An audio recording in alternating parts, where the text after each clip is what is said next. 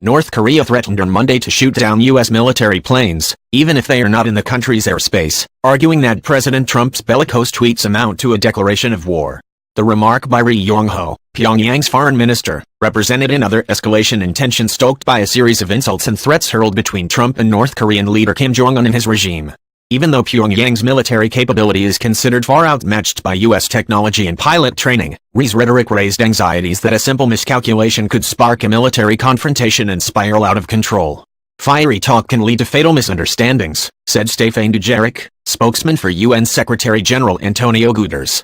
Last week, at the UN General Assembly, Ri revealed that his country is considering testing a hydrogen bomb somewhere over the Pacific Ocean. On Monday, he made a more direct threat against the United States, which Pyongyang considers its arch-enemy, bent on destroying the regime. The whole world should clearly remember it was the U.S. who first declared war on our country, said Ri, speaking to reporters in New York in reference to Trump's comments at the General Assembly last week and again Saturday on Twitter. Since the United States declared war on our country, we will have every right to make countermeasures, including the right to shoot down United States strategic bombers even when they are not inside the airspace border of our country. Right double quotation mark.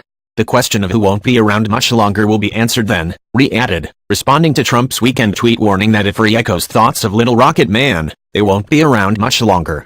Trump has repeatedly used the belittling epithet for Kim Jong Un. U.S. families got fake orders to leave South Korea. Now counterintelligence is involved. Right square bracket. North Korea's willingness to shoot down U.S. aircraft is not in question. It has done so before, most notably in 1969, during the Nixon administration, when a Navy plane on a reconnaissance mission was downed by North Korean MiGs over the Sea of Japan, or East Sea. All 31 Americans on board were killed. There was no retaliation, and the United States resumed reconnaissance flights off the coast of North Korea a week later.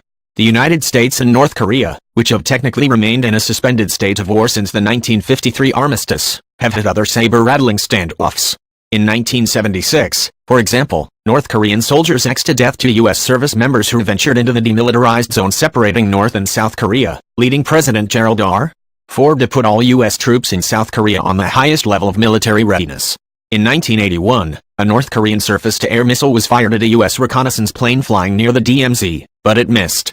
It is unknown whether North Korea has the ability to challenge the U.S. Air Force today. Most of its surface-to-air missiles and fighter planes are decades old, many dating to the 1950s and 1960s, when they were acquired from the Soviet Union. If there is a war, South Korean and U.S. military pilots will soon become aces as they shoot down North Korean aircraft, said David Maxwell, a retired Army Special Forces colonel who served in Korea and now is Associate Director of the Center for Security Studies at Georgetown University. The North Korean Air Force is no match for them.